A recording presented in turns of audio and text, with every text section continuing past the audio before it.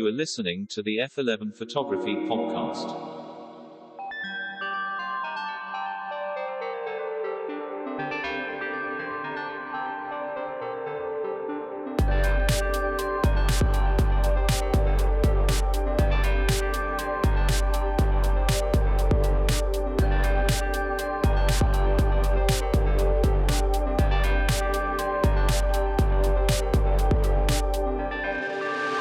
To the chasers of light, to the purveyors of pictures, to all of you listening and watching from around the world, this is the F11 Photography Podcast.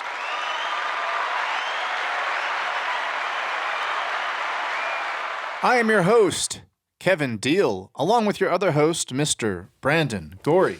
Hello, everyone, and welcome back to the F11 Photography Podcast. This is our second episode on air, live on YouTube. Not live, but recorded. And you may notice that if you watched episode 1, we are wearing the same clothes that we were wearing before, and it's not because we're homeless and we're poor. It's because we record these things in clusters. So it's pretty obvious to those of you who are watching when we do clusters because we're wearing the same clothes. It would be kind of weird if we changed. No, it wouldn't. I think we should start doing that. You think we should just start changing? Yeah, 'cause I didn't even think about that because when we used to record on. Hey. Okay, I'm like, oh, okay, we're about to be demonetized. So now look at me. I'm not poor. Hold on. Now we're not poor. There we go. Now I'm a little cold. I don't know why. There we go. Wait. You're telling me you wear two shirts? When I wear a soccer jersey, yes. Oh, do you get gnarly BO when you wear just the soccer jersey? Because I do. I don't know because I wear two shirts. Great question that I don't know the answer to. Yeah, so we didn't record 3 episodes in the same day. This is a new episode. We recorded a different day, and I'm a different person. Hold on, let me see. Yeah. We're gonna hypnotize everybody, right? Yeah. Yes. Hold on. There we go. We are back to you live. We are going to explore the latest in ambient jungle in Bristol. I don't know what you mean by that. But anyway. I look like a DJ from the 90s is what I'm trying to say, Kevin. Fair enough. Yeah. If you are listening on Apple, Spotify, or whatever, welcome. If you could support us by also subscribing to this channel on YouTube, that would be great. Our eventual goal is to monetize here. So yeah, it would be nice to make a little bit of money when you guys watch or listen to this pod. It'd be pretty cool, actually. Make a couple burner accounts. You know, get exactly. Your friends and family to watch our episodes. We don't censor anything, so it's very inviting. Very inviting. So I have a YouTube channel, and I have to be kind of straight and narrow on that because it's more about tips, techniques, tutorials, and gear reviews and all that. And here I feel like I can be a little more laid back and unveil a side of myself that I don't get to unveil on my YouTube channels. Channel singular. And you kind of are you're kind of the same way. You're a little more straight and narrow. He has a YouTube channel as well. Very inactive on it, but yes. So I feel like I can be a lot more uncensored on. You know, it's funny. I feel a little bit more reserved on this podcast than I do elsewhere for some reason. I'm kind of the opposite. Yeah, well, whatever. We have 2 different personalities. So yeah. I drop the F-bombs on here. I don't drop the F-bombs on my gear review channel. So I'm on Kevin Deal Photography, which I'll leave a link in the description below. Subscribe there too if you like both. Yes. So, yeah, subscribe absolutely. to Brandon. So subscribe to me. It's Brandon Gorey, and I talk a lot about film tips, and I review film cameras. Very affordable, very approachable film cameras. Yes. And this is our second episode on YouTube, and it's great to be on both YouTube and in the podcast world because maybe you start watching this on your phone or you start watching it on your laptop and then you get called into work or whatever and you got to go do your commute. You can just download this same episode on whatever you listen to, Spotify, Apple, and then you can go, I was about 30 minutes in. I'll start about 30 minutes in, and you can continue the episode on a different platform. So yes, or if you have YouTube Premium, you're obviously going to be able to turn your phone off and continue in your Apple AirPods or wherever you are. Yeah, exactly. So it's good to be on both. As we said in our first episode, we did want to do more visual stuff, and we're going to do that here. And we're going to try to be descriptive when we show things because we don't want to, alienate the listener. We don't want them to go, we don't know what's going on, Kevin. So We're going to do our best. Give us a little grace. We're going to get better at that. I mean, you may not want to alienate the listener. I say join the YouTube crowd, like, I mean, hey, sometimes people got to go to work, so sometimes they do. yeah. So, but anyway, so today's episode, we are going to be talking about cinema because Brandon and I, when we first met, we had we had a shared love for cinema. It's probably what made us pick up our cameras in the first place. And so in today's episode, we're going to talk about the things that made us want to pick up a camera, the movies that made us want to pick up a camera, and movies that have come out since we've picked up a camera that make us continue to want to keep shooting. Because I know a lot of you who are watching this or listening to this are like us, and you saw a movie that floored you, and you're like, "My gosh, I need to get a camera." And I'm more of a stills photographer than a videographer, but cinema still influences my stills. So I would say that was great. I like that. Yeah, by all means. It's actually interesting is when Kevin and I formulated this episode, we obviously went and did our research. We went and like kind of refreshed the movies that we like, scenes that we like. And it was interesting because I found that a lot of the movies that I enjoyed and that have influenced me, a lot of the framing in and of themselves in different scenes, characters' inflections, the acting, and the composition is you could take stills from these movies and I wouldn't be surprised if I saw these stills on the walls of MoMA, taken on Portra 400 or the respective Kodachrome in the 60s and stuff like that. So it's very interesting. I also had to weed out some films as well because some films inspire me to go shoot, but there's not really like any frames you can pull from the movie itself where it's like, oh, like that's a great shot. It's kind of like more of like a compelling like narrative. Like I find the narrative more interesting than I do the composition, and so that's like it's inspiration in that way, which is interesting. Well, I think today's episode is a perfect example of why we're on YouTube now, because you can enjoy this episode if you're listening in your car or, in your AirPods or whatever, but you can take it to that next level, that next dimension, because we're going to be able to show you things. I'm not going to have video examples of every episode. I'm going to just talk about how certain episodes help me and influence me. I'm not going to have examples for everything. But it's going to be a great hybrid. It's going to be a great test. And this is not an episode we could have done in season 1, which, by the way, we are in season 2, episode 2 now. And so let's listen to a word from our sponsor. Harness the power of artificial intelligence with Luminar Neo. Artificial intelligence is the buzzword in the photography industry right now. It's becoming so widely used in our industry, it's hard to tell when it's hype and when it's actually an effective tool. Luminar Neo actually uses AI for good by giving you easy-to-use modules that are powerful and improve your photography. And now they're happy to announce the introduction of Generace, which is their generative AI fill. What is Generace? It's a smart personal assistant that will help you remove unwanted distractions from your image. Unlike a standard erase tool, it leverages the power of AI to fill the gaps with textures and other elements to match the surrounding area. You'll easily get realistic results because Generace is analyzing your photographs to make sure that the results look realistic, mimicking patterns and objects that it sees. In addition to other powerful modules like relight, power line removal, and AI masking, Luminar Neo is on the cutting edge of artificial intelligence, but it's not just a plugin for Photoshop. You can actually use it as a standalone program with a catalog organizer and all that. It also has presets. Use the code KEVIN10 at checkout or check out the link in this podcast to get 10% off your copy of Luminar Neo today.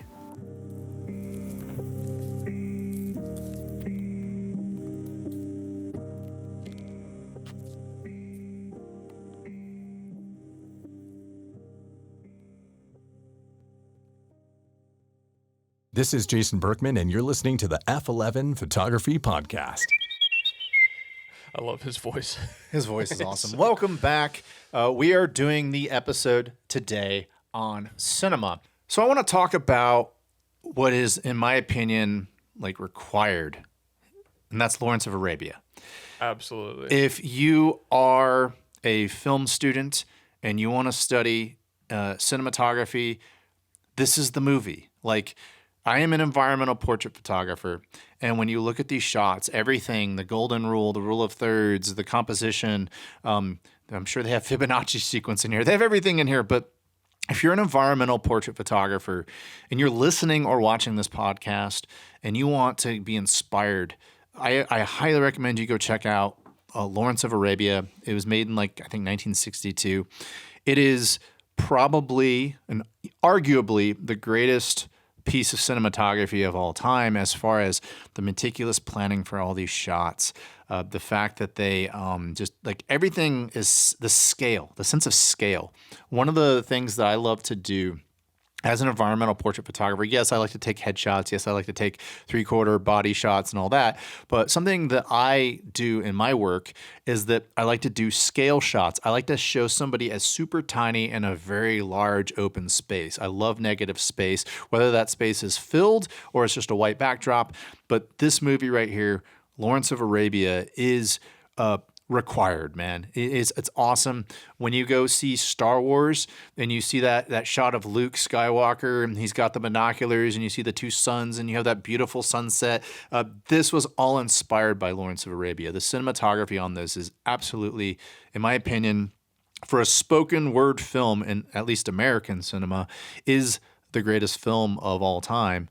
For cinematography, especially considering the fact that this movie is now, 61 years old? I mean, it's old.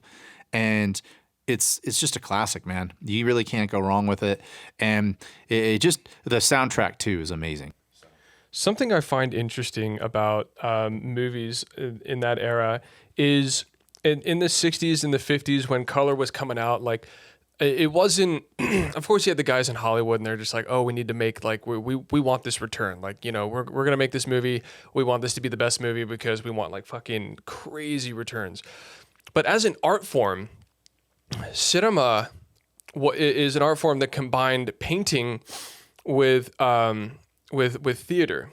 It was a move away from theater. And so in the 20s and 30s, there was kind of a clash, and people viewed cinema as not only like a narrative, not only like a money generating thing, but also as an art form. And so they explored it as an art form.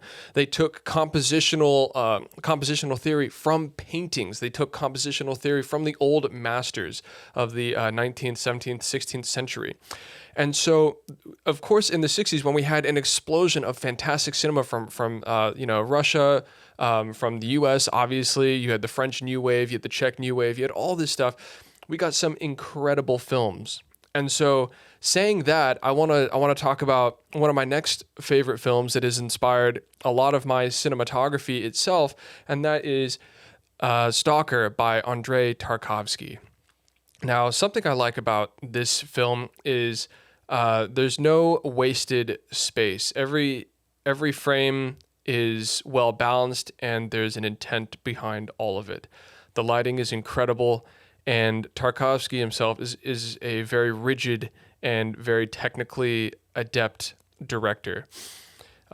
His static shots as well as his dynamic shots are incredibly moving, and like I said earlier, with no wasted space, it's very inspiring because it's taught me how to utilize space really well. It's inspired me to pick up the camera and go wider, as you can see here as he's zooming out. There's no real waste of space, and his framing is absolutely immaculate. His lighting is absolutely immaculate. His subject to environment juxtaposition is incredible, like right here, kind of giving that sci-fi nuance.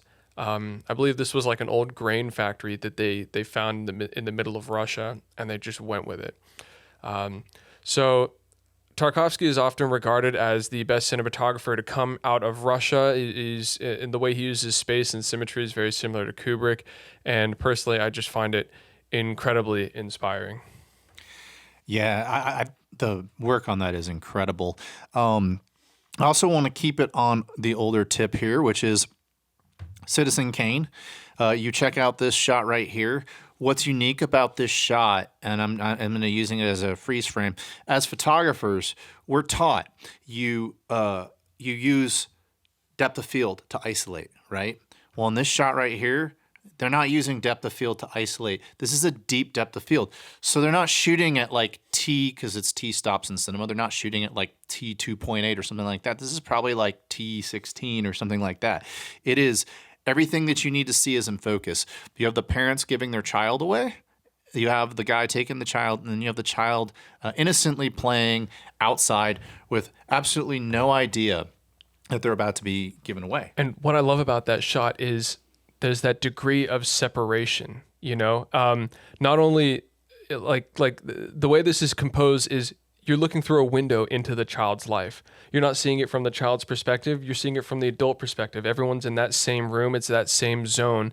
And the child's life is a very small, insignificant window. And that's kind of like the premise of the cinematic and the narrative relationship to the child. Yeah, another thing that's cool about Citizen Kane is the depth of the not just the depth of field, but the what's the word I'm looking for? The dynamic range. There's very little dynamic range in this movie, and as photographers, we freak out about things like dynamic range. There's some scenes in there that only have 5-6 stops of dynamic range in them. We freak out over cameras that have like 12 to 14 stops of dynamic range, and it's regarded as one of the greatest movies of all time. And so, I think that that's something to be learned from that. It's more about your idea that matters, and you don't need things to be at f1.2 or t1 point whatever in the cinema world to isolate things. Another thing that Citizen Kane did is everybody borrowed from it. Raiders of the Lost borrowed from it, and the movie we're about to talk about next also borrowed from it in some of the scenes, and that's something that Brandon is going to talk about. So, one of my favorite movies that basically inspires world building, it inspires color grading, and it kind of like inspires like intricate lighting is Blade Runner here, as you can see. When I go to shoot a photo series, and when I go to look at how I want to light something, or how I want to create a sort of noir with harsher light, and even shooting direct light, is I look at Blade Runner here. They often change between tight shots, wide shots, and medium shots, and they create a sense of what the world is. See, like here, there's a whole shot dedicated to this machine, which we don't know exactly what it is, but there's an organic, element to that machine showing the eye. A lot of what I like about Blade Runner is the juxtaposition of the synthetic with the organic, and how that blends so well. It is the infusion of technology with the organic matter, and it's a subject matter that I like to explore in my own work. And there's too much to say about Blade Runner, because the way it's shot, there's a lot of technical aspects. We could do a whole episode. Yeah, we really could. But I kind of just wanted to focus on the world building and the juxtaposition of technology with organic human. I'm losing it. Humanism. Well, that particular movie to me, the rain, the smoke, the color temperatures it was shot at, the teal and orange, of course, shots through Venetian blinds, shadows are more blue than black. The color grading on it is insane. And they carried it over, by the way, into 2049. I think that 2049 took that to a whole new level. But I guess there's two things that I want to take away from Blade Runner. A common theme that I do in both color and in black and white. And in color, just in general, and with lenses. Obviously, with color, I love the way that I like to go into shadows sometimes, and I like to make them appear more blue. That's definitely something that I took from Blade Runner. I love shooting through shadow. I love through smoke. I love juxtaposition. All of that is stuff that Blade Runner taught me. I love using anamorphic lenses. We're going to get more into anamorphic lenses later in this episode, because to me, one thing that I noticed when I started going through all my favorite movies was that they almost all, at least all the ones from the 1970s onward, use anamorphic lenses. Now, back then they didn't have a word for it, because the word anamorphic didn't come around until they started converting things over to DVDs and all that. It was just the format it was shot in. But another word that absolutely works for me is noir. And if you look at some of my black and white work, it is noir. And I want to talk about one of my favorite movies of all time that was shot in noir, and that is Austin's own Robert Rodriguez, Sin City. I absolutely love the way that this film was shot, the black and white, and then they would do selective color in it. I don't use selective color. I don't take that from it. But gosh, Mickey Rourke, like, dude, like that hardness, that sharpness, that contrast just is insane in this movie. And to this day, I use this. Might have to blur that out. Might have to blur that out. But to this day, this movie is an absolute masterpiece in cinematography. I love those low shots. Just everything is so crisp in this movie. And so, this is my favorite film. And we're going to have to blur out the tits. I've never seen this movie. I'm really enjoying this. You've never seen Sin City? No, the composition's incredible. Holy shit, this movie is... It looks... I don't like Robert Rodriguez for a number of reasons because he's super cheesy, but... Dude, this movie is insane. You got to see it. Wild. It almost looks like Zack Snyder's work, like like Watchmen and 300. It's got that stylized like specular highlights where there's like no need for them to be there. It is one of the coolest movies, and I would say probably borrows from Blade Runner in the sense that there's lots of there's lots of snow, rain falling, tons of rain, just things getting in front of the shots. The blood is just insane in this movie. Look at that, dude. I mean, that just looks insane. So, but yes, Sin City. If you want to know where I actually have inside Capture One, which is my raw editor. I actually use some starting points of noir.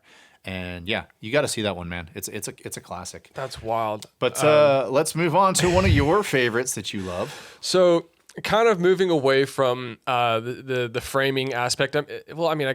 There's so much technical stuff that transfers from cinema to photography that it's hard to isolate them. But one movie that I grew up on that I continue to watch maybe once or twice a year is Guy Ritchie's Snatch. And I kind of want to preface this film. It's an absolute masterpiece. It's a masterpiece. I love it. I love Guy Ritchie and I love Snatch. I think that is what. You like Dags? Yeah. So he grades his films in an interesting way. He leans all the way to one color, so he won't split between like teal and orange or something like that. He'll kind of just go warmer, greener, bluer, redder, and that kind of thing. And so I want to talk about one specific scene here that inspired me to create. I'm going to talk about it first. To create kind of funny situations, like juxtaposing situations, and this is something that Guy Ritchie is known for. He's very theatrical. He's very over the top with how he does his films and how he builds his characters and his archetypes. So, if you will, we've got a killer on a couch, and he's sitting between two women, like twins, identical twins in this movie. And this specific shot right here it's absolutely useless. Like its only function is just comedic relief. And there aren't a lot of shots like this in his films, but Guy Ritchie sneaks them in. And this frame in and of itself, I think, is absolutely fantastic. And then moving on from this frame, you start getting into like the more technical aspects of the film. Obviously the grading is fantastic. It's like Kodachrome. But I love these tight shots. I love the way he introduces new parts of the film, and it's just gorgeous. But yours says replica. Mine says Desert Eagle .50. You mincy faggot balls. Yes, that was an awesome movie, man. I love. Oh, right there. That's the scene. That's okay. This is what I wanted to talk about framing wise, is because that's how you use a wide angle. Yes. Like that is fantastic. I love Guy Ritchie's wide angle shots. There you go. You got the face coming in. It's dynamic. You got a quick focus rack from that one guy's face to this dude's face. Focus rack again. Really great cinematography. Yeah, there. You're just bouncing from all corners of the frame based on what the actors are doing. It's absolutely fantastic. And it's that kind of fun, it's that kind of playfulness that inspires me to shoot and create narratives in my work. Absolutely. Well, Guy Ritchie, I think awesome work. And of course we're saying the directors, but the cinematographers are the ones who actually are the heroes here. Yeah. So let's talk about, let me find it. Because I want to give credit. I want to give credit to the name. Tim Maurice Jones did the cinematography for Snatch. And I also want to shout out one of my favorite cinematographers, Sven Nykvist. He did a lot of work with Ingmar Bergman and Tarkovsky, and he's just one of the heaviest hitting cinematographers of the 60s and 70s, in my personal opinion. Well, I think for the next one, we're going to have to praise someone from Italy, Vittorio Storaro. I think Apocalypse Now is one of the most insane movies I've ever seen. Also shot anamorphic. I almost threw that on my list. One of the things that stood out to me the most about this film is when I saw it, like I saw it in the 90s, because that's when I grew. I'm an 80s baby, and I saw it in the 90s. It obviously came out in the 70s.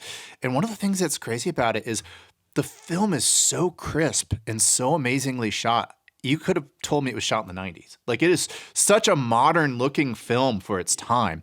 And the color grading is insane. The anamorphic shots are insane. The fact that they went up in that helicopter, the color science, when they're surfing on the beach and they pop the smoke, they had the yellow and the purple together. Like, here's the scene right here. Everything is beautiful. And look at that dynamic range with the napalm going off. I mean, there's no clipped highlights. I mean, everything. I don't know what kind of filters they were using on this, but they absolutely... They changed the aperture live for that shot. Yeah, it was... They did an insane... And look at... I mean, just everything on here. I will tell you that one of the cool things about his shooting style is he likes to use one harsh light source. I think the scene where Marlon Brando is just... here. Yeah. Like the stuff where they have like a spotlight moving around. Yeah. It creates so much havoc in the scenes. But going back to the Marlon Brando scene, which it'll come up here in a minute, and I'll bring it up. But the Marlon Brando scenes, the singular light on Marlon Brando makes him 10,000 times more scary than any of his acting. So this whole, like, just this kind of stuff, this is what I'm talking about, where you see one light hitting, you see a little bit of a rim, you can see the facial structures, just absolutely insane. But the Marlon Brando scene, I'm just gonna find it real quick because I keep talking about it and it hasn't come up yet. But the Marlon Brando scene right there, I believe, yes. Like, here's another example of it. As Martin Sheen is coming up on everything and he's covered in the mud, and look, you can see those nice ovals, the ovals of the anamorphic lenses, and you see flares going off. I mean, just, dude, like, this is like absolutely insanity. Juxtaposing surfboards with a war zone. Well, there's good reason behind that, because what it was one of the reasons why this is such a great story is the guys in the movie were not fighting to win the war. They were fighting because they wanted to feel what it felt like to be home. And what did they do at home? They surfed. Why did they have the R&R in the redo version with the Playboy bunnies that come out? Because they wanted the R&R that felt like home. And so they were able to do that. And that's one of the reasons why Francis Ford Coppola is such a great storyteller. I don't have time to get into The Godfather, but I mean, come on. This scene right here with the smoke coming off is one of the most iconic scenes in the history of cinema. When you get into the scene with Marlon Brando, this is the scene I was talking about. This whole scene is insane, where you just see his bald head. Of course, he was really, really fat at this point, so you just wanted to do the head. But no, Apocalypse Now, once again, shot anamorphic. It's a recurring theme that we are going to talk about today. And just, I mean, come on, man. The freaking color, the freaking light, moving in and out of shadows. This is something that inspires me to pick up a camera. And if you go look at my work and you see some of my hard light work, it is absolutely stolen from Storino. Yeah. Vittorio. Oh, gosh, that guy. Storaro. I'm sorry. Vittorio Storaro. One of the greatest cinematographers of all time. Props. Yeah. I tell you what, it's, So Apocalypse Now is based off of the book Heart of Darkness. I don't know if you've ever read it. Exploring the savage nature in human beings, and as the movie begins in a very domestic environment, about as domestic as it gets, as a man, doing his creature comforts, and this is narrative based, obviously, and it devolves into the most savage it can get, which is a vast exploration of Heart of Darkness, and I just love I love how it progresses in that way. Yes, yes. And by the way, hopefully you should know by now is that there are a shitload of spoilers. So if you haven't seen a movie we're talking about, just skip if we go to it and it's something that's on your list. Because one of the scenes I'm going to talk about later today is going to be like the ending of a movie because it's the peak to it. Yeah. So yes, Apocalypse Now. Just some honorable mentions I want to talk about while you're bringing up the next one. I think Paul Thomas Anderson. I think Boogie Nights is one of the most. I mean, obviously the subject matter is about pornography, but and the story is about. It's not really a story about pornography as much as it is a story about how everybody in that movie is kind of a loser, you know. But it's really good storytelling. I think some of the cinematography in Boogie Nights is amazing. Obviously, There Will Be Blood. I mean, come on, that is one of the greatest movies ever to come out. I'm a big fan of that. I'm just going to do shout outs while you bring something else up. Christopher Nolan, if we're talking about modern cinematography, Inception is insane. A lot of that was built sets. That was not a CGI. Some of it was CGI, but some of it was built sets. And that's something that is important to note is that a lot of the movies that you see, like Blade Runner 2049, a lot of the stuff you think is CGI is actually sets that were built, miniature sets that were built that they shot, and then they used lights on. Inception has that. A lot of the stuff is real, like Interstellar had some sets. Dunkirk, as we're talking about Christopher Nolan, some of the best war scenes ever. Quentin Tarantino actually said the scene where the guy, like the explosion's coming toward him and his head's down is one of the greatest scenes, if not the greatest war scene ever filmed. So, but the composition, like drawing your eye toward that explosion about to hit the main character is just incredible cinematography. I haven't seen Dunkirk, but that sounds fantastic. Oh my God. Dunkirk is like, it's really intense. Like you got to go see that one for sure. Yeah. Well, yeah, moving toward movies that have inspired me recently, I've kind of gone through what has kind of like ignited the love for framing and everything. Wong Kar-wai's Fallen Angels. Now, a lot of the stuff we also talked about is very narrative dependent, based on the actor, based on the lighting, based on the framing. And here I want to toss all that to the wayside and I want to talk about mood building. Why? Because Fallen Angels was shot entirely on what they believe to be a 6mm lens by cinematographer Danny Boyle in Hong Kong. And this whole film it's like a dream sequence of a mood in the lower crime quarters of Hong Kong's 90s era. And so if we move on over here, this is Fallen Angels. It's shot entirely on a wide-angle lens. As you can see, heavily into the Pro Mist filters, and the entire sequence of the film is shot on what seems to be incredibly low budget. It's mostly handy cams. The shakiness is absolutely wild, and the imperfection of it is its own charm. It tells the story, not technically, but with motion, with constant motion and constant light. Holy chromatic aberration, Batman. The highlights are just like, yeah. It is fantastic. I went and saw this at Alamo Drafthouse on the big screen, and it blew my mind. And it's so low budget that there's some scenes in here where they did slow-mo, and I don't know if this was a stylistic choice or a budget choice, but they didn't have the lighting, and they didn't have the speed of film to actually capture a slow motion sequence at night. So what they did is they had to change the shutter speed, cut it in half, and capture like half frames, so 12 frames a second. And it's just phenomenal that's a stylistic choice. And as you can see, the colors are insane. The grading is it's just incredibly rich. It might be playing over again. And also, how does this inspire your work though? It inspires my work by creating a mood that's not incredibly perfect. I'm a very technical guy. I'm a very technical shooter usually, but this use of greens and blues is at first for my own work very jarring, but it's something that I'd like to get used to. So like I like how Wong Kar-wai uses the entire frame to just. It's like a microscopic view of filth, of the human experience. This guy's bloodied, smoking a cigarette. It's very personal. It's very interpersonal. You're right there into their thoughts. You're in the room with them, and the camera is quite literally pressed up against their face. So it just gives this sense of unavoidable humanity. You can't escape it. You can't have distance from the human experience. It's just so raw and real, and I find that incredibly appealing in my own work. That looks awesome. I have not seen it yet. A movie that's entirely shot in a wide angle, that sounds super appealing to me. I want to check that out. You should. Yes, that's awesome. What I love this kind of stays on a theme I'm about to talk about, which is imperfections. So sometimes you can use a lens as imperfection to help elevate something. And I would argue that probably my top 5 movie for sure of the 1990s does this at its peak, and that is Michael Mann's classic Heat. Heat is absolutely insane. I love that movie. Not just the cinematography is good, but the attention to detail.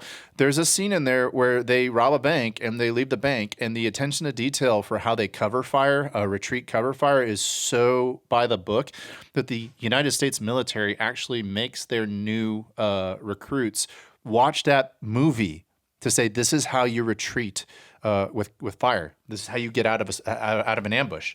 This is and because he hired like a special forces guy to do that, but to my point of the imperfections. So we've been talking about anamorphic lenses, and one of the imperfections of anamorphic lenses is they have an insane amount of chromatic aberration, an insane amount of lens flaring. If you've ever seen a J.J. Abrams movie and you see that blue line come across your screen, that's usually a dead giveaway that they're using an anamorphic lens. The other dead giveaway is that on the outside of the frame, instead of the bouquet balls being circular, they're oval shaped. And so you can see in this final scene, which this is a spoiler alert, you see Al Pacino. You see that oval right there? There it is. And this scene is just so brilliant because they're using the airport landing lights right here. Watch this. You see right here as he rounds the corner. Look at all this like insane imperfection and chromatic aberration. Look at how soft De Niro is in this scene. That is like peak anamorphic lens. Boom. And just you see like the imperfections of this anamorphic lens, the chromatic aberrations and everything from those airport landing lights, that softness, this kind of bluish hue in the whites. That is like peak anamorphic characteristics. And like that whole scene, like you also hear Moby, God moving over the face of the waters playing in the background. Like that whole scene is just the cinematographer, the coordination between Michael Mann, the cinematography, the audio. It is all like, it all leads up to this this chaos, this peak of the movie.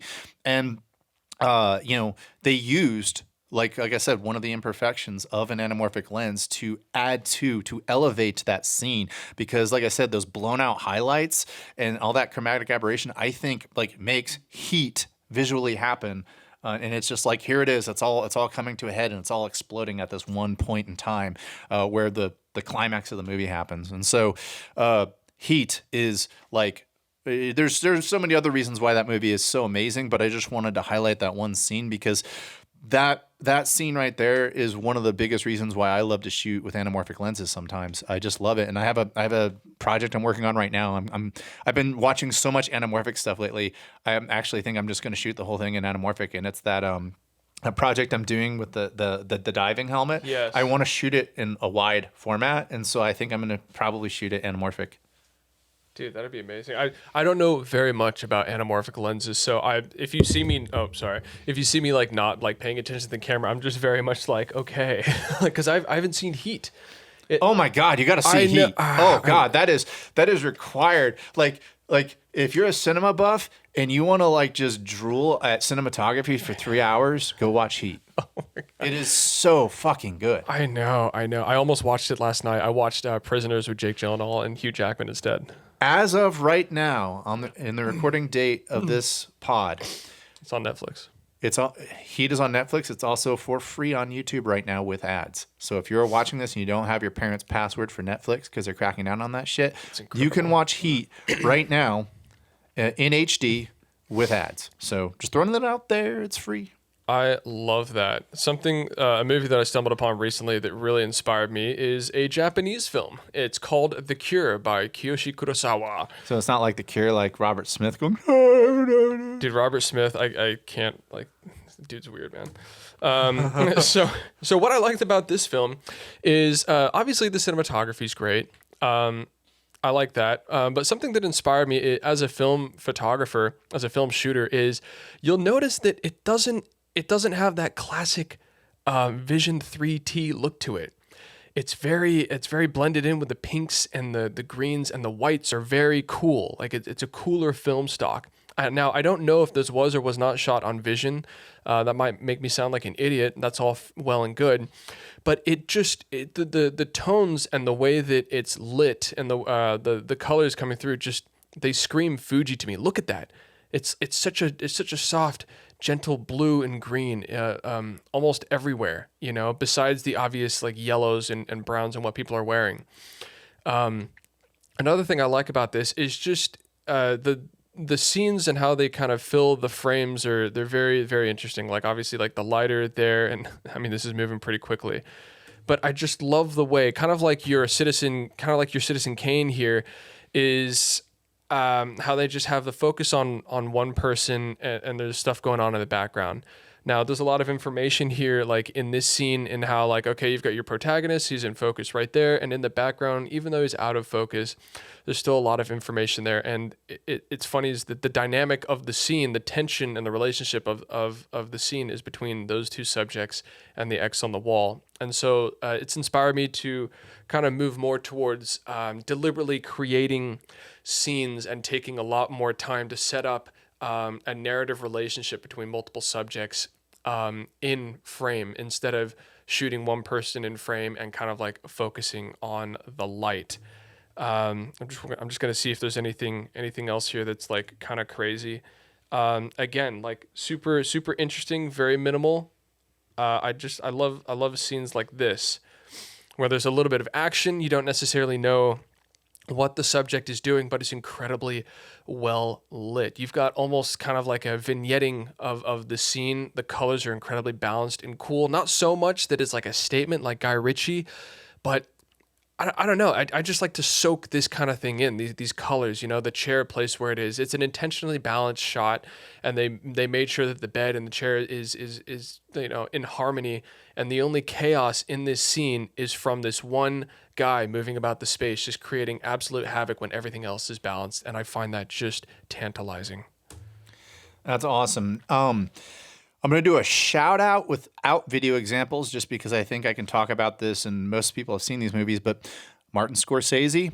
I think Martin Scorsese is the king of the, take the Rolling Stones or take Devo or take some modern music instead of a film score and put a montage together of it that's storytelling. So like you think about in the movie Casino when Sam Ralstein's walking through the casino and you have all the music playing, or just, when he and Sharon Stone's character are having issues, like the ability to take beautiful cinematography and piece it together with like a really common song, whether it's a Fleetwood Mac or something like that.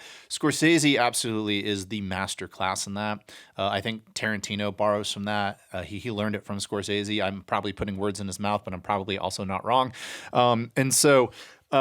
Absolutely love that about Scorsese. And remember, this episode is about what inspires us to pick up a camera. And even though the cinematography is obviously fantastic in all of his movies, usually it's the sound that goes with it. The marriage of music to visuals, that inspires me to go pick up my camera, because I'm a musician and that's my background. And I love the fact that Scorsese is so good at doing that. And he's such a great storyteller. He does such a great job of developing characters. But I wanted to give Scorsese a bit of a shout out before I go into my next one, which this one may take a while, and I am unapologetic about it. And that is Quentin Tarantino.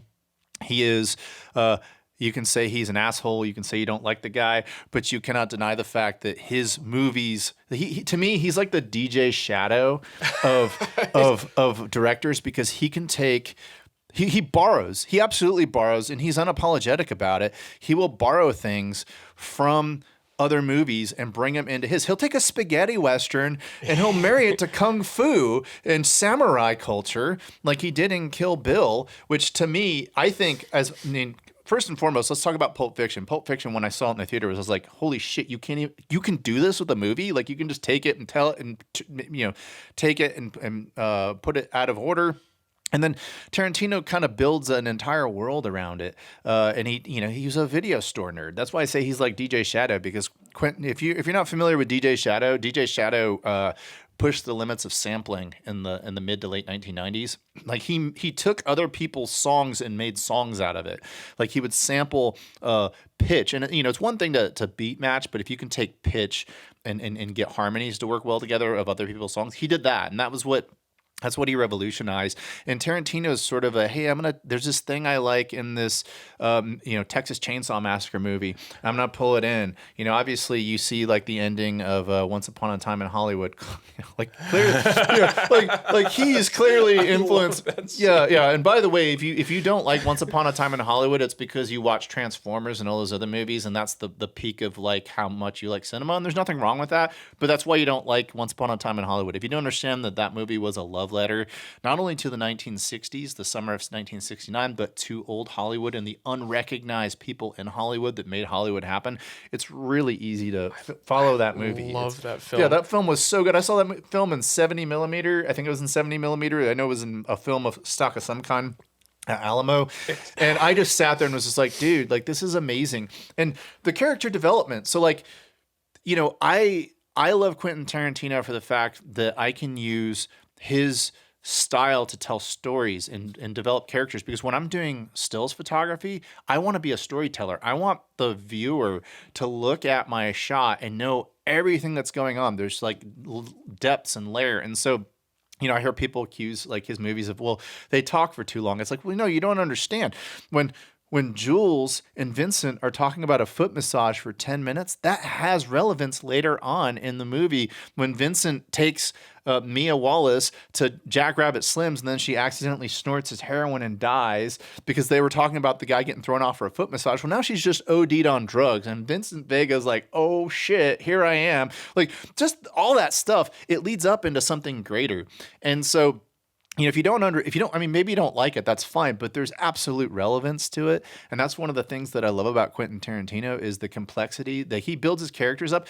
And he also He's incredibly reliable too. He's reliable, but another thing that, because he gets a lot of flack for his characters using the N-word, and he gets a lot of flack for he got a lot of flack for Jennifer Jason Leigh getting the shit beaten out of her in The Hateful Eight.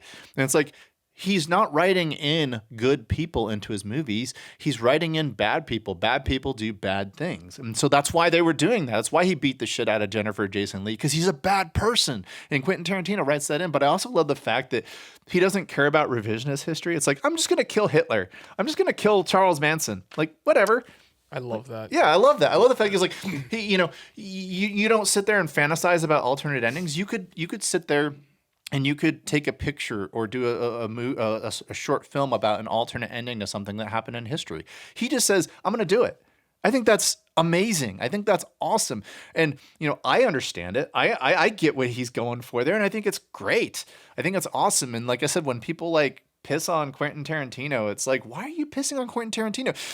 Like there are things that oh, well, that's not realistic. Yeah, Beatrix Kiddo's taking a fucking samurai sword onto an airplane and flying with a samurai sword. No, you can't do that. But she does it in the movie, and it makes it way cooler. It's I love how Quentin Tarantino, he didn't let go of his childhood, and he never, I don't think for one time did he ever inform, or he never let the society or the world around him, besides what he enjoyed, inform him on how he should make movies.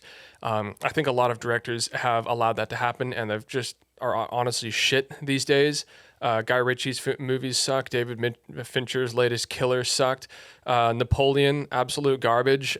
Was Napoleon bad? Napoleon was absolute hot steaming shit. I mean, if you're watching a movie for the cinematography alone and just how people are lit, fair enough. But The Joker, absolute dog shit. Not cinema. You're talking about the one with Joaquin? Joaquin, I haven't seen it. Yeah, terrible. A lot of directors are just making terrible movies. Oppenheimer, absolutely just so boring. Glorified documentary, absolutely terrible. I thought Oppenheimer looked great. I thought the cinematography was great, but I do think some of it, and I know I'm going to get flack for that. We're going to get a bunch of downvotes here. I thought Oppenheimer was good. I think what it boils down to is that not as many great stories are being written these days.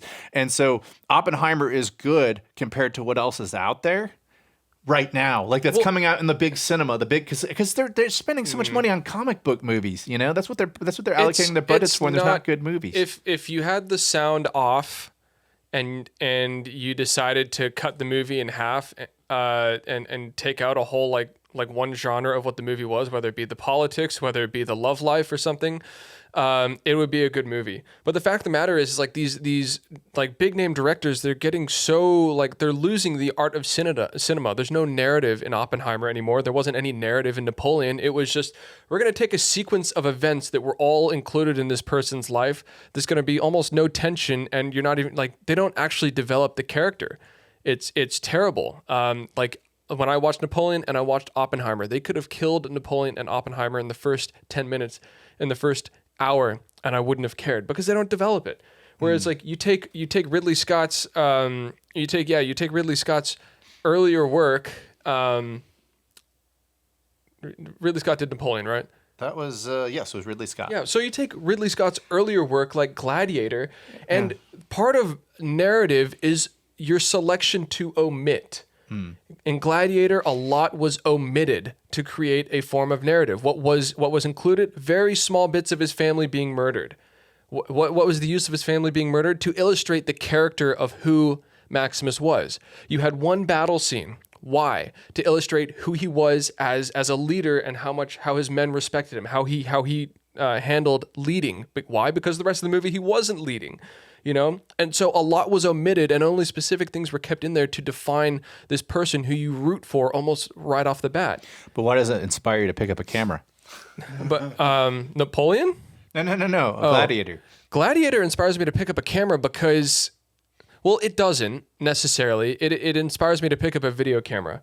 Fair enough. But you're acknowledging that was better work than his more recent work. Well, nothing is omitted in all these like big like biopics that we're doing these days, except unless you're talking about my next favorite biopic movie, which is The Darkest Hour about Winston Churchill. All right, let's put this guy on. So what really inspires me about this film is the way it's lit. I love these detail shots.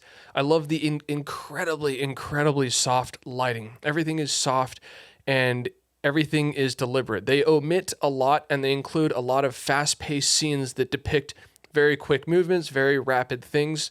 There's no wasted space, and it's not, the director isn't jerking himself off with oh, I'm going to hold this scene because it's artistic, or I'm going to hold this incredible silence because it's artistic. No, it's a very robust film, and a lot of the shots are deliberate, and that's the way I like to shoot. It's very easy as a photographer to fill a series of shots with dead space, with a dead photo that doesn't exactly tie relevance to anything else. And so I'd have to say that for this movie, the lighting is absolutely A1 spectacular. You go from multiple shots of low dynamic range to high dynamic range, and it's interwoven really well. And I just really enjoy how incredible the soft lighting is. Like right here, that ambience, that world building, the fall off of all the faces to the left, while maintaining the peak lighting on the top crest of Churchill's hair there. It is absolutely fantastic. And I love the grade. The grade is as important as the film itself in this, and why. It won't necessarily be demonstrated in this clip, but the entirety of the film is graded in red, white, and blue. Why? Because it's a British film illustrating one of the greatest examples of British leadership in 100 years. Now, I'm going to catch flack for that because a lot of people hate Churchill because they're like, oh, he's a colonist, he's a drunk, he's an opioid user. But all true, all true. But I mean, I'll fight back on that. I'm going to get absolutely shysted for this. Like, I don't know a single person who wasn't a colonist when back in those days. We were just leaving the 19th century when empires were still just about there. Well, real quick on the side tangent is we live in a world where you were either perfect or you were 100% bad. You can't take some good things that people had plus their flaws. Yeah. You're either all or nothing, which is an unrealistic way to go about the world. But go ahead, back to your Churchill. But yeah, back to my Churchill. this is graded in red, white, and blue. Obviously the British flag colors, and it's absolutely fantastic. Napoleon was graded the same way. Is graded in red, white, and blue, which is really interesting when it came to all the diplomatic things. And it was actually lit, same as how this is lit. They're lit to be like paintings. Why? Because there's a lot of, in the 17th and 18th century, a lot of the commissioned paintings were of parliamentary figures at their time. So Napoleon, the movie, is actually lit and graded to have extremely flat faces with extremely soft light, and it's all red, white, and blue, kind of similar to how these parliamentary shots are in Churchill, and it's meant to look like paintings. And so I find that incredible. So oftentimes when I'm doing my grading, this has inspired me to not only have a definitive grade, not just one that looks pretty, but also one that enhances the narrative of what I'm doing as well. Nice. Quick funny story about Churchill. So Orson Welles was on vacation somewhere in Europe with his wife, and Churchill happened to be there at the same time, and Orson Welles was trying to get funding for a movie, and he had some Russian oligarch person there with him, and he walked by Churchill, and Churchill knew who Orson Welles was, and he gave him a head nod. This was like right after Churchill lost his re-election bid, right after World War II. Yeah. Not his best days. And the Russian guy was just beside himself, like, oh my God, like, Winston Churchill knows you. He's like, yeah. He's like, all right, I'll fund your movie. And so like later on that day, he's chilling out with Winston Churchill. They're like whatever on the beach, whatever. And he's like, hey, I want to say thank you because you gave me that head nod, and that actually got funding for my next film. And so he's with the Russian oligarch like the next day, and he walks by Winston Churchill, and Winston Churchill sees him and gives him a big bow, like just bows like that. And then and of course Orson Welles is laughing because Churchill is like buttering him up and making him look good. I just thought that was a funny story. He definitely got funded for that film. But do you have any other films you want to talk about before I get to my final? No, get to your final, and I'll pull up my last one. I'm going to talk about my favorite film of all time. And I've gone through some. Well, yeah, I did the Heat one already. So yeah, we're good. I'm gonna go through my favorite film of all time. There's not a word spoken in it. This film was the very first film ever converted to 8K. It was shot in 70 millimeter in 1992. They took 150,000 frames of 70 millimeter. I guess technically it was 65 millimeter film, and they scanned it one at a time. They restored it, and they have it. It was, like I said, the very first thing ever put into 8K, and that was the 1992 masterpiece Baraka. And if you've never seen Baraka, you need to see Baraka because it is, in my opinion, the most beautifully shot film in the history of cinema, and that is a bold claim. And I will fight anybody to the death on it. But this is the most humbling movie in the entire world, in my opinion. I majored in college in geography, so they make you study the Earth. They make you study human beings' interaction with the Earth. And this movie is the quintessential capturing of that. And the score in this is absolutely spectacular. The color grading in this is absolutely spectacular. And the scenes are just insane. The darkest parts of humanity, the lightest parts of humanity are all captured in this movie. If you want like oil fields burning and the boneyard out near Tucson with all the old airplanes in it, you go to Kuwait, it takes you everywhere. They take you to Auschwitz. They take you to the killing fields of the Khmer Rouge.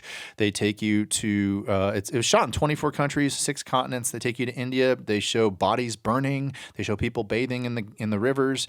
They show beautiful time lapses. This is, in my opinion, the greatest movie ever made, in my opinion, as far as just sitting down and watching it. If you ever want to just recalibrate in life, you're going through some tough times and you just want to have some humble pie and, see how you fit in the world. I recommend no other film greater than Barack. I almost said Barack Obama. Baraka. That's the name of the film, Baraka. And Baraka is actually a word that they use in Islam. It means blah, blah, blah, blah, blah, blah, blah, blah, blessing, essence, or breath. Robert Ebert he said about this that if man sends another Voyager into the distant stars and it can carry only one film on board, that film might be Baraka. It is basically like, this is our Earth. This is how the humans live on the Earth. Here are the animals. Here are the beautiful parts of the world. Here are the bad parts of the world. This is just an objective view of humanity, humanity's interaction with Mother Earth. And if you haven't seen Baraka, I actually find there are some streams of it on YouTube.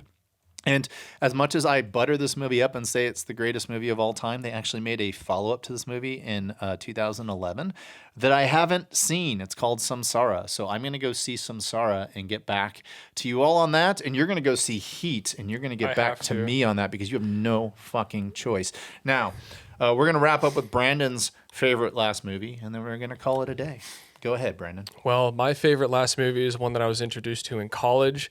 It came out in 1929, and it was by a prominent socialist named Dziga Vertov. It's called Man with a Movie Camera. It's Человек с киноаппаратом.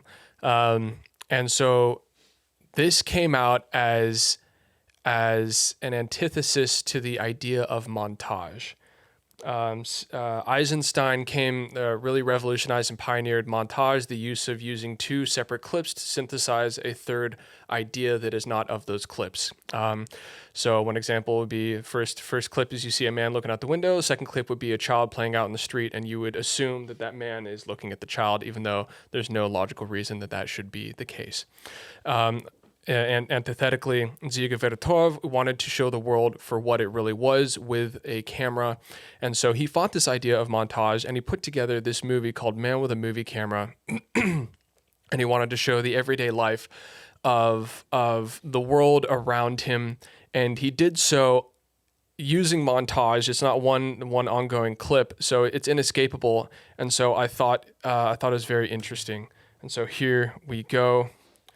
This is Man with a Movie Camera, and as you can see, that's them shooting right there. They're on a car, and they're just capturing the everyday life. It is the antithesis of world building, and yet by virtue of it being montage unavoidably, by virtue of it being an actual movie, it is world building in and of itself, because they're still depicting a non-realistic view of the world. Now, what's also really interesting about this is back then, the socialist idea was to elevate man by technical processes. It was the materialist idea of tabula rasa, where your environment shapes who you are. And so, given that mindset, a lot of artists at this time were incredibly. They liked to take images of mechanization, of processes. They didn't like to isolate single people. They didn't like to glorify the individual. It was all about the masses. It was all about the giant machine that was the USSR at the time. And that's what they were trying to depict. Not necessarily for the sake of propaganda, but to depict life as it really was in an objective view, sort of to define a truth of the greater system at hand. And so he put this together, wanted to depict reality. See, as you can see here, he's basically just depicting what the real life was. Everything super anonymous, very, very metaphorically motivated in terms of motifs, adolescence, adulthood, struggle, happiness here. There are no characters, there are no protagonists, there are no antagonists. There is only cinema, reality, the world around us, and the processes, the mechanizations in which all of it cohabitates. And so that's why in the middle of this movie there's a spinning machine. That's actually Dziga Vertov's wife cutting the film that we're seeing now, ironically. And that's what he wanted to do. He wanted to illustrate just ongoing process. He didn't want even the behind the scenes to be left out of this film, because he hated the idea of montage synthesis. He couldn't stand the idea of creativity. Like I said, he's a staunch socialist. He wanted reality to be cold, hard, materialist reality, and he wanted to elucidate that in his cinema. So is this, would you say that this film has had a profound impact on like how you shoot street or how you shoot environmental portraiture? In what ways does this film impact you as a photographer? It impacts me because it is antithetical to how I operate as a person, and so it kind of pushes me to go beyond the bounds. I think a human being's personal experience elucidated in through the narrative form of photography is very crucial, and this forces me to take a step back and go, an objective view with no strict subject can also be important. It just said that Heat was the next upcoming movie on there. Is it listening to you? Yeah, it is. It is. You didn't select it, right? I didn't select it. Okay, so the YouTube algorithms are going crazy. They are definitely listening because we talked about Heat, and he had one of his examples up, and it said, "Next up, Heat." So I think that is an omen, a good omen, right? I think I have to watch it now. Yeah. Yeah, I think that you need to watch Heat, and if you're watching this and you haven't seen the movie Heat, you should go check it out as well. And now we're going to wrap up today's episode. Yes, that does it for today's episode.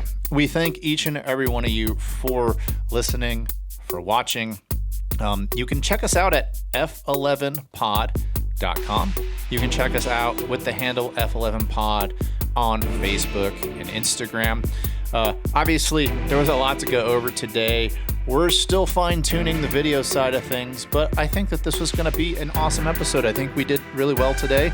Hopefully, you learned a little bit about what influences us as photographers/videographers. And until next time, chase light and not algorithms.